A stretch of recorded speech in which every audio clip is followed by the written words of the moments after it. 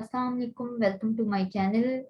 We will learn about job analysis today in this video, and there are different topics we will be covering in this particular video, like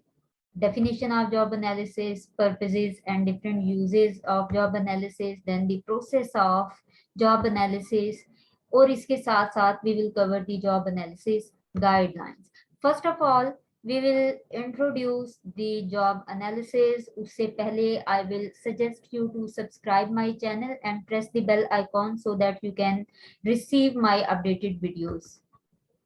Job analysis can be defined as the detailed and systematic study of jobs to know the rules, duties, and responsibilities, as well as the required skills and knowledge and abilities and other skills to perform the listed duties. हम कह सकते हैं ये एक ऐसा detailed process है जिसमें कोई भी एक जॉब है, सपोज ह्यूमन रिसोर्स मैनेजर है, तो ह्यूमन रिसोर्स मैनेजर की ड्यूटी में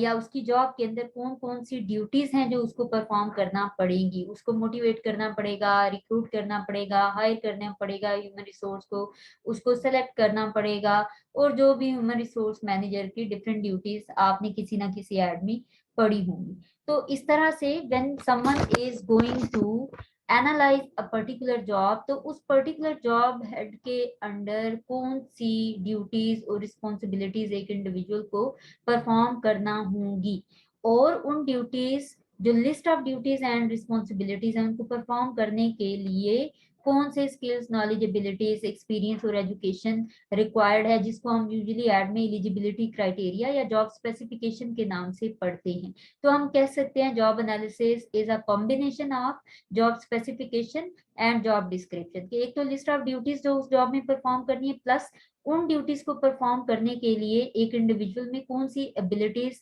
स्किल्स और किस टाइप की नॉलेज होना जरूरी है.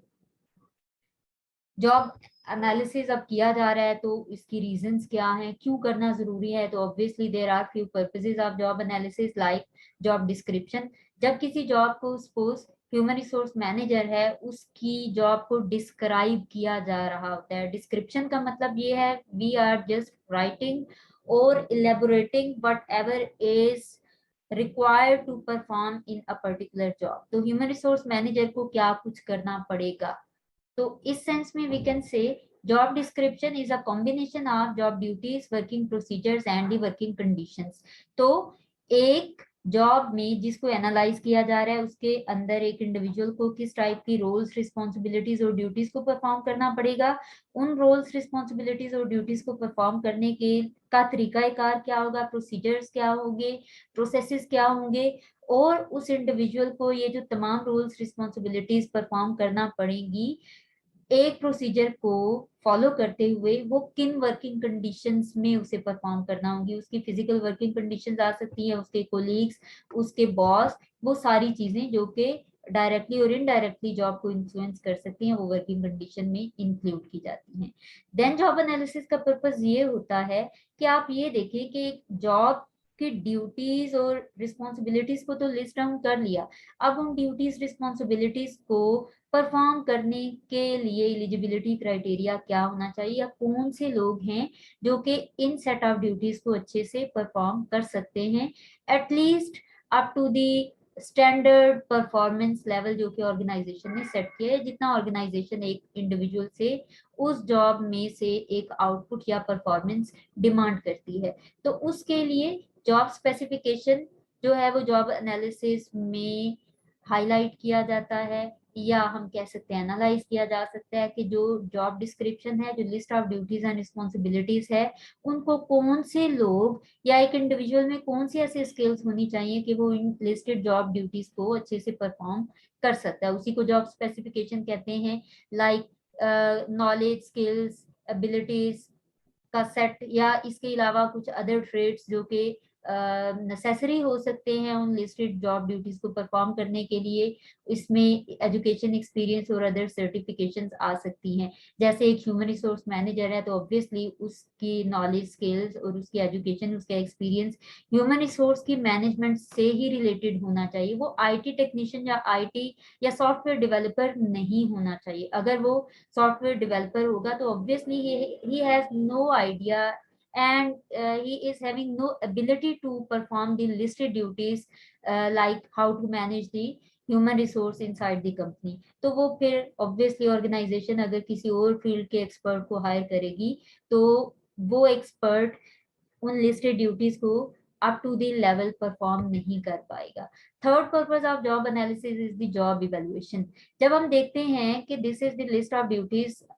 someone has to perform under a job head और उसके लिए this is a list of required skills, knowledge and abilities, तो उसके बाद जो थर्ड आता है portion that is the job evaluation. आप जॉब को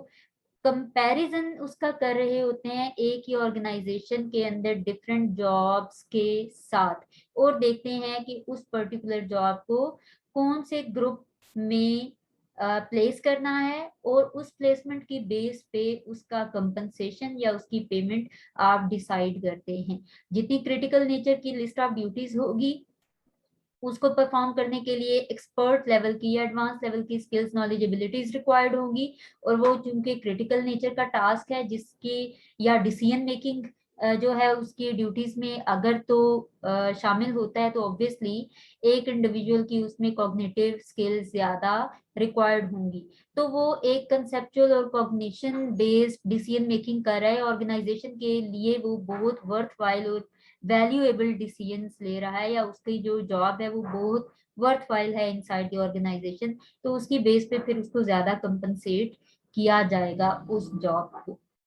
then there are some other purposes like work division और सिंप्लीफिकेशन। ठीक है कि जॉब एनालाइज जब की जा रही होती है, again using the same example of human resource manager, इसमें हम देखते हैं कि एक मैनेजर कि जो जॉब है उसमें what actually has been perform in this job, या एक ह्यूमन रिसोर्स मैनेजर उसके एक्चुअली क्या काम उसको करना पड़ेगा, उसके वर्क को सिंप्लीफाई किया जाता है और जो रिलेटेड जॉब्स और या आप कह सकते हैं जो एक्टिविटीज हैं या रिलेटेड ड्यूटीज हैं उनको लिस्ट डाउन किया जाता है जॉब एनालिसिस की मदद से भी। Then the other purpose is work standard establishment. जब आपको पता होगा कि एक जॉब के लिए आप लिस्ट ऑफ ड्यूटीज को जब बनाते हैं उसके लिए रिक्वायर्ड स्किल्स, नॉलेज, एबिलिटीज को भी आप जो कि एलिजिबिलिटी क्राइटेरिया उसको भी सेट करते हैं। फिर आप देखते हैं कि ऑर्गेनाइजेशनल पर्पसेस को, ऑर्गेनाइजेशनल गोल्स को अचीव करने के लिए उस पर्टिकुलर जॉब पे एक परफॉर्मर को कितना आउटपुट देना पड़ेगा, क्या परफॉर्म करना पड़ेगा, तो एक स्टैंडर्ड सेट किया जाता है कि वो ऐसा परफॉर्मेंस स्टैंडर्ड होता है या ऐसा आउटपुट होता है क्वालिटी और क्वांटिटी वाइज जो कि ऑर्गेनाइजेशन की प्लानिंग में हेल्पफुल होता है कि इतने टाइम के अंदर हमने ये वाला गोल अचीव करना है। वो तभी पॉसिबल होगा जब आप टाइम बाउंड कुछ स्टैंडर्ड्स आप परफॉर्मेंस सेट करते हैं। तो जॉब एनालाइज जब करेंगे उसमें की रिस्पॉन्सिबिलिटीज की बेस पे job analyst will be able to set the standard for that particular job. इसी तरह से job analysis helps in assuring the work place safety. अब जॉब रिस्पॉन्सिबिलिटीज क्या है, किस तरह के की एक्टिविटीज एक एम्प्लॉय को परफॉर्म करना पड़ेंगी और उसके दौरान उसके ड्यूटीज को, रिस्पॉन्सिबिलिटीज को परफॉर्म करने के लिए प्रोसीजर वो कौन सा यूज करेगा, कौन सा मटेरियल इंस्ट्रूमेंट वो यूज करेगा, उनमें हेल्थ हैजर्ड या रिस्की एलिमेंट क्या हो सकता है जब भी कोई एक इंडिविजुअल उन ड्यूटीज को परफॉर्म कर रहा होगा। और जैसे ही आप उन हैजर्ड्स को, उन जॉब हैजर्ड्स को हाईलाइट करते हैं तो उन जॉब हैजर्ड्स को मिनिमाइज करने के लिए या उनसे अपने एम्प्लॉय को बचाने के लिए आप किस तरीके की सेफ्टी मेजर्स अपना सकते हैं, आप उसको अश्योर कर सकते हैं ड्यूरिंग जॉब एनालिसिस। इसके साथ साथ there is another purpose of the job analysis that is helping the human resource management related activities. कि कोई एक इंडिविजुअल है, सपोज उसका जो एलिजिबिलिटी क्राइटेरिया है जिसको हम जॉब स्पेसिफिकेशन कह रहे हैं वो क्या है और जॉब ड्यूटीज क्या है। फिर हम देखते हैं कि जॉब ड्यूटीज को परफॉर्म करने के लिए एक्चुअली जो एलिजिबिलिटी क्राइटेरिया या जो required knowledge, skills and abilities हैं वो क्या है और हमारे एम्प्लॉय का जो level of skills, knowledge, ability है वो क्या है, तो उसको ट्रेनिंग किस तरह की प्रोवाइड करना जरूरी होगी। तो वो जो स्किल गैप है उसको आइडेंटिफाई किया जा सकता है। इसी तरह से right person at the right place हम जो है जॉब एनालिसिस के थ्रू ही कर पाते हैं। जब हमें पता होगा कौन सी ड्यूटीज इसने परफॉर्म करनी है, उसके लिए इसकी मैचिंग स्किल्स नॉलेज एबिलिटीज क्या है, अगर तो किसी इंडिविजुअल की वो मैचिंग स्किल्स एबिलिटीज हैं to perform that particular set of duties and responsibilities, तो definitely we will consider that person is right for this job. Otherwise उसको उसकी जो स्किल्स नॉलेज एबिलिटी से मैचिंग ड्यूटीज वाली जॉब होगी उस पे प्लेस किया जाएगा। तो इस तरह से जॉब एनालिसिस बहुत हेल्पफुल होता है। Similarly there are few uses of job analysis. अब जॉब एनालिसिस कहाँ कहाँ यूज हो सकता है या इसकी इंपॉर्टेंस किन एरियाज में हो सकती है या इसके स्कोप की बात की जाए, ये सारी एक ही तरह की बातें हैं।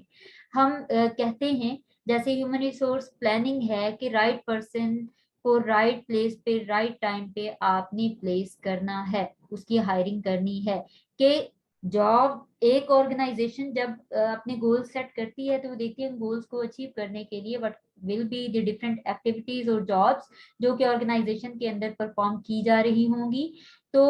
उनके लिए फिर उन जॉब डिस्क्रिप्शन को जब लिस्ट डाउन किया जाता है हर एक जॉब के बेस पे, तो उनके लिए फिर एलिजिबिलिटी क्राइटेरिया या जो हमारी जॉब स्पेसिफिकेशन है, जो रिक्वायर्ड स्किल्स नॉलेज एबिलिटीज है, उनको लिस्ट डाउन किया जाता है। और इस बेस पे organization can decide what is the right person for what type of job inside the organization। और इसका अल्टीमेट पर्पस क्या होता है कि ऑर्गेनाइजेशन एफिशिएंटली और इफेक्टिवली अपनी गोल्स को अचीव कर पाए।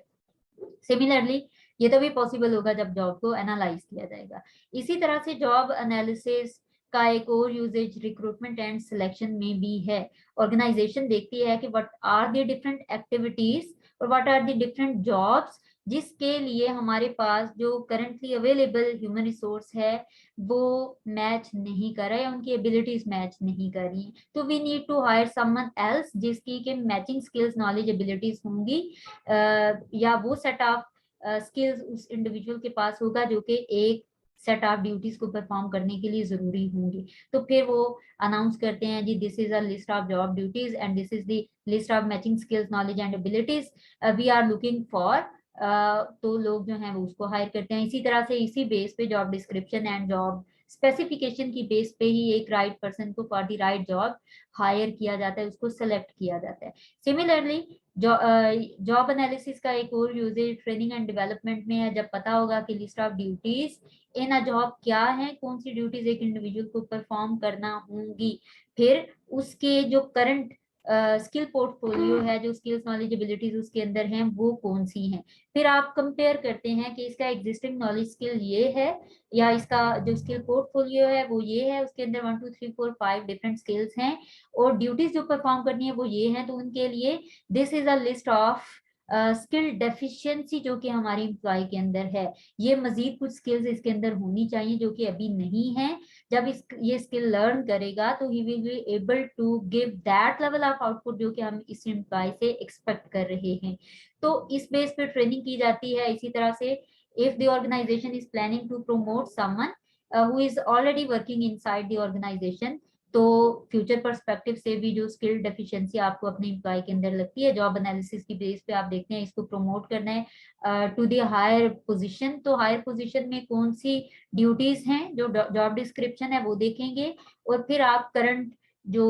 स्किल पोर्टफोलियो एम्प्लॉय का उसको देखेंगे और मैच करेंगे और देखेंगे कि स्किल डेफिशिएंसी या स्किल गैप कौन सा आ रहा है। तो फ्यूचर पर्सपेक्टिव के हवाले से आप अपने एम्प्लॉय को फ्यूचर में उन ड्यूटीज को परफॉर्म करने के लिए तैयार करने के लिए उसकी जो स्किल डेफिशिएंसी है उसको कंप्लीट करेंगे। तो जॉब एनालिसिस इस तरह से भी यूजफुल है। इसी तरह से जॉब इवेल्युएशन,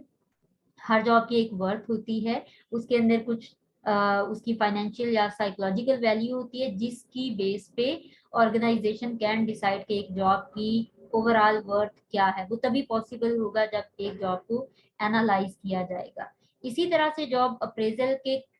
ऑर्गेनाइजेशन अपने गोल्स को अचीव करने के लिए एक जॉब होल्डर से क्या एक्सपेक्ट करती है जो कि स्टैंडर्ड परफॉर्मेंस होती है,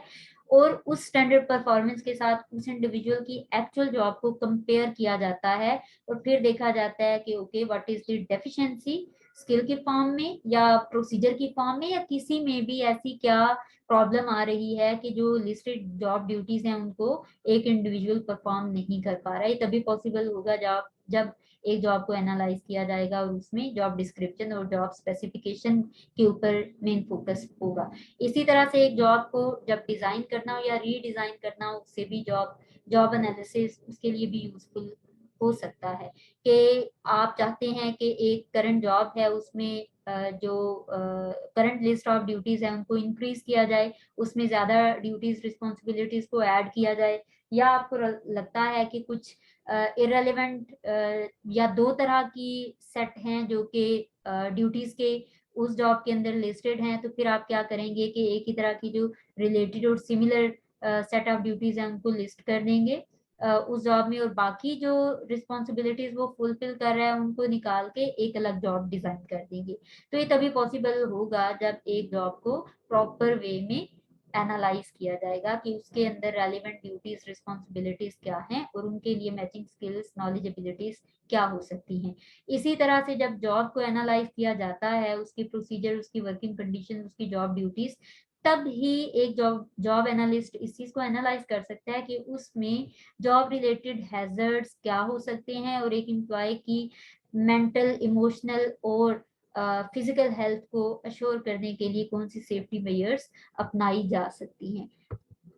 अब हम देखते हैं कि कौन सा क्या प्रोसेस है जॉब एनालिसिस का, या कौन से डिफरेंट स्टेप्स इन्वॉल्व हैं इन जॉब एनालिसिस। तो first one is the decide how you will use the information. आप इंफॉर्मेशन यूज कर रहे हैं जॉब एनालिसिस के हवाले से कि उसमें कौन सी set of duties and responsibilities एक इंडिविजुअल को परफॉर्म करना पड़ेगी, उसकी वर्किंग कंडीशंस क्या होंगी, और उन ड्यूटीज को परफॉर्म करने के लिए इंडिविजुअल को कौन सा प्रोसेस यूज करना पड़ेगा, या उन ड्यूटीज को परफॉर्म करने का प्रोसीजर क्या होगा। आप ये डिसाइड करेंगे in the first step of job analysis. उसके बाद आप क्या करेंगे, रिव्यू करेंगे the relevant background information like organisation charts. जैसे कि हम देखते हैं कि एक ऑर्गेनाइजेशन के अंदर डिवीजन ऑफ वर्क क्या है, कौन किसको रिपोर्ट कर रहा होगा, ये सारी चीजें ऑर्गेनाइजेशन चार्ट के अंदर आती हैं। उसको आप रिव्यू करेंगे और फिर आप देखेंगे कि प्रोसेस चार्ट क्या, जो वर्क फ्लो है या जो काम करने के तरीकाकार हैं वो क्या है, और उसके बाद आप जॉब डिस्क्रिप्शन देखेंगे कि एक list of duties and responsibilities उस जॉब के अंदर क्या है। ठीक है, इन सारी चीजों को देखेंगे। उसके बाद थर्ड स्टेप आता है in job analysis, that is select representative positions. आप देख सकते हैं कि उन जो पोजीशंस मेन पोजीशन होल्डर्स हैं, जैसे हम बात करते हैं सपोज मैनेजर है, क्या मैनेजर ये डिसाइड करेगा कि प्रोसेस को रीडिजाइन करना है, जॉब को रीडिजाइन करना है, या वर्क फोर्स को एनालाइज करने की जरूरत है, उनमें स्किल डेफिशिएंसी एग्जिस्ट कर रही है, ये मैनेजर देखेगा, या कि कोई और इंडिविजुअल, कोई भी वो जॉब एनालिस्ट हो सकता है, आप उसको चूज करेंगे जो कि एक जॉब को प्रॉपर वे में एनालाइज कर रहा होगा। ड्यूटीज क्या होंगी एक जॉब के अंदर, कौन से उनको किस तरीके से लिस्ट डाउन करना है, वो सिमिलर हैं ऑल टुगेदर या उनके अंदर कुछ डिसिमिलर ड्यूटीज रिस्पॉन्सिबिलिटीज भी हैं। और इसके अलावा जॉब को रीडिजाइन अगर करना है, अगर आपको लगता है कि अनरिलेटेड जॉब ड्यूटीज को उसमें से निकालना है, तो उसका प्रोसेस क्या होगा, फिर जो नॉलेज स्किल्स एबिलिटीज का सेट है वो क्या है, इसके लिए एक एक्सपर्ट जो है यूजुअली मैनेजर ही वो होता है, उसको आप चूज करेंगे जो अच्छे तरीके से जॉब को एनालाइज कर पाएगा। इसी तरह से फिर नेक्स्ट स्टेप आता है actually analyze the job by collecting data on job activities, working conditions and human traits and abilities needed to perform the job। अब आपने एक्चुअली ये देखना है कि आप डाटा कलेक्ट करेंगे कि एक जॉब के अंदर कौन सी ड्यूटीज को परफॉर्म करना पड़ेगा, किन वर्किंग कंडीशंस के अंदर एक इंडिविजुअल को वो जॉब ड्यूटीज परफॉर्म करना पड़ेगी, और कौन से knowledge skills abilities will be required for performing that particular job. तो क्या हो रहा है यहाँ पे, आप somehow or the other working conditions और जॉब ड्यूटीज की बेस पे हम कह सकते हैं जॉब डिस्क्रिप्शन जो है उस पे एक रॉ डाटा कलेक्ट किया जा रहा है, उसको एनालाइज किया जा रहा है, और इसी तरह से जॉब स्पेसिफिकेशन के ऊपर भी काम हो रहा है। उसके बाद जब ये डाटा आपने कलेक्ट कर लिया, तो फिर आप वेरीफाई करेंगे the job analysis information with the worker performing the job and with his और हर इमीडिएट सुपरवाइजर। जो इंडिविजुअल वो टास्क वो जॉब परफॉर्म कर रहा होगा, उसके साथ आप जो आपने प्रीवियस स्टेप में जॉब रिलेटेड इंफॉर्मेशन गैदर की है उसको आप वेरीफाई करेंगे, उससे आप डिस्कशन करेंगे कि क्या सिर्फ यही जॉब ड्यूटीज और स्पेसिफिकेशन रिक्वायर्ड हैं इसके अंदर या कि कुछ और भी है। और इसके अलावा वो इंडिविजुअल जो कि उस वर्कर के काम को उसकी जॉब को सुपरवाइज कर रहा होगा, जो उसका इमीडिएट बॉस होगा, आप उससे भी डिस्कस करेंगे क्योंकि वो उससे एक स्टेप हम कह सकते हैं सीनियर है, तो वो ज्यादा अच्छे से आपको गाइडेंस दे सकता है। अब इस सारी डिस्कशन के बाद फाइनली क्या किया जाता है कि एक जॉब डिस्क्रिप्शन, जो list of duties and responsibilities उस जॉब के अंदर एक इंडिविजुअल को परफॉर्म करना होंगी, उनको लिस्ट डाउन किया जाता है, प्लस जॉब स्पेसिफिकेशन। डिस्कशन के बाद आप देखते हैं कि okay this is a list of knowledge skills and abilities, level of education, level of experience, certification that is mandatory, या हम कह सकते हैं कि जो एक इंडिविजुअल को एलिजिबल बनाती है to perform the job description. ठीक है, तो जॉब डिस्क्रिप्शन और एलिजिबिलिटी क्राइटेरिया यहाँ पे फाइनली डिसाइड हो जाता है।